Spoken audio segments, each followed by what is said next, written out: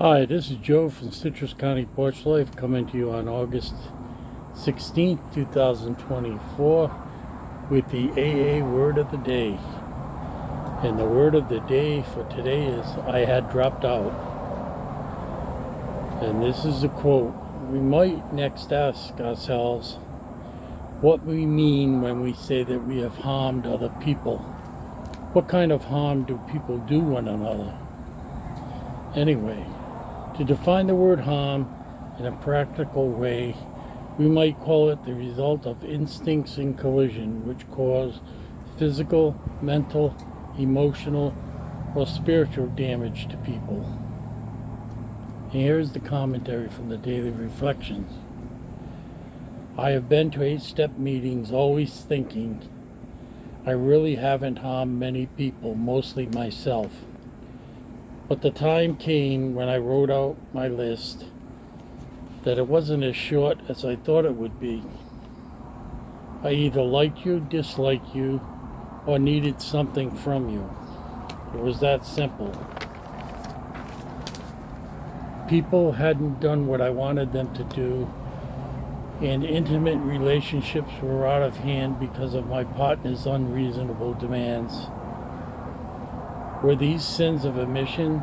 Because of my drinking, I had dropped out, never sending cards, returning calls, being there for other people, or taking part in their lives.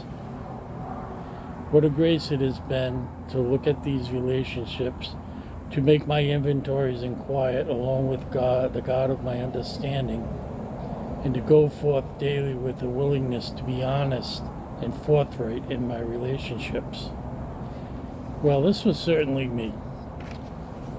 Definitely me. I began to isolate before I stopped drinking. And really isolate. Not just stay in my apartment, but to stay away from people. I was deathly afraid of driving drunk. So up in the Northeast in the winter, the bar that I really loved, Roy's Tap, it was difficult to get to because I had to walk there, and it was about a 2-mile walk there. And, they wouldn't clean the curbs like every other municipality. They just kept them icy, so it was difficult getting there. I mean, I was a young guy. I stopped at 40, but, it hurts when you fall, and I was skinnier then. So my butt felt it when I went down on it. Now I get a little bit of cushioning. And I minimized everything. Well, he wasn't that bad. He deserved it. I'm a good guy, basically, and I don't deserve that kind of stuff. But this mention of the not calling,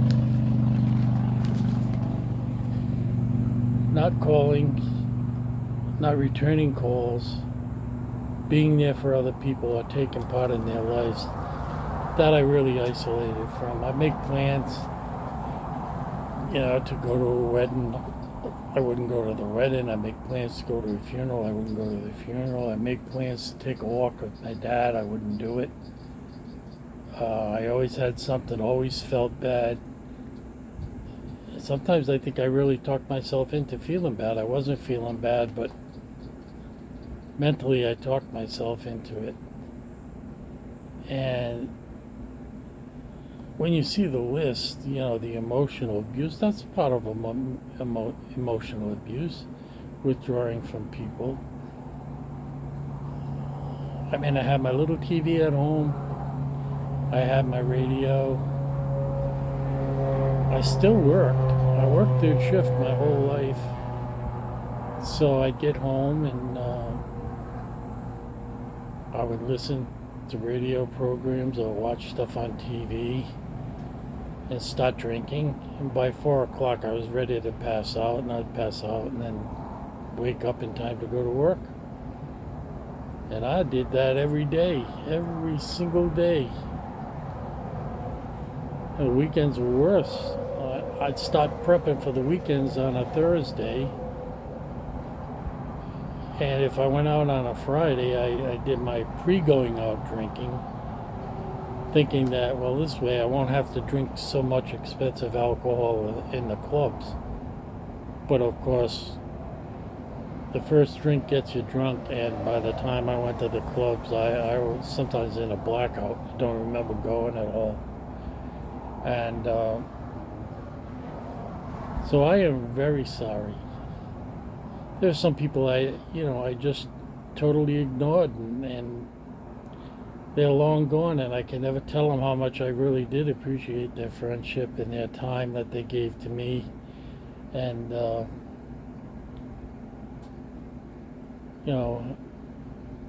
I feel like I've been forgiven. I've confessed it. I've confessed it to the people that I could.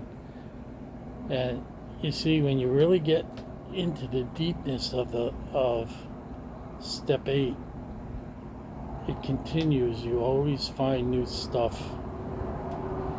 We weren't even, and you don't realize it till you're sober, what a jerk you'd been when you were drunk. You think you're a hot ticket, everybody laughs at your jokes. And but when you stop and you start to get a little serenity, you think, I wouldn't want to be treated like that. And so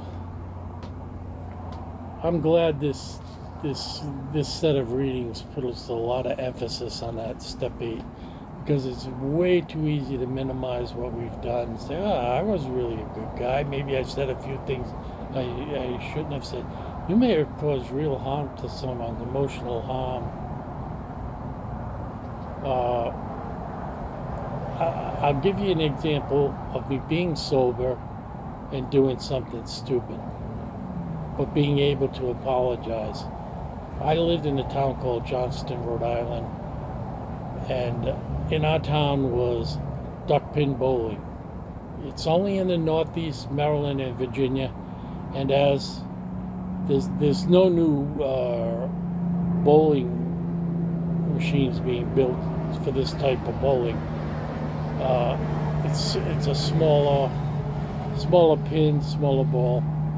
But it was right near the house, so I joined leagues and I was in bowling. And a friend of mine came from out of state, and I wasn't drinking. I was having soda, and he was having soda. And he was a very good bowler, very good at any kind of bowling, not just duck pin. And I wanted to get a picture of him, and I took a picture that blinded the guy in the next alley. And the thing was, he was like me. He was so totally drunk. He wanted to fight me. I told him no. I said, I couldn't replace this shot unless the people on his team would let him. I apologized, said it was my mistake. I would never do it again. Oh, was he mad? He wanted to go outside immediately. But I told him no. I said, I'll even get you, they had big mugs of beer. I said, I'll get you that. And that's how I would have reacted if someone had done that to me. And I didn't mean to do it, and I did it. I should have thought beforehand that you don't do that right up front on where the bowlers are, but I wasn't thinking, and we did not fight over it. I told him I wouldn't. His friends talked him down, and they even came over and apologized to me, because I tried to be a gentleman about it, not giving myself praise, but it's also the glory of being sober and AA that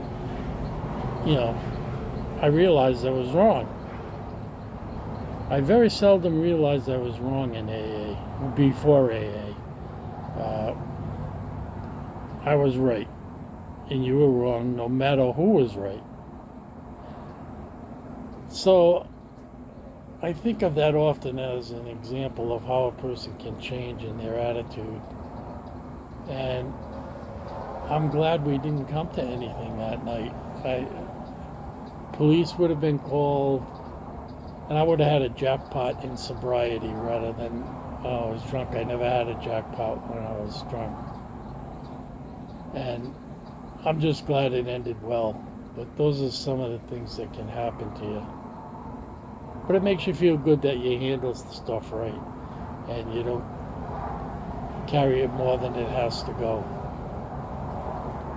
So those are the words for today, August 16th, 2024. I wish you well. Have a good weekend. Stay safe. Stay sober.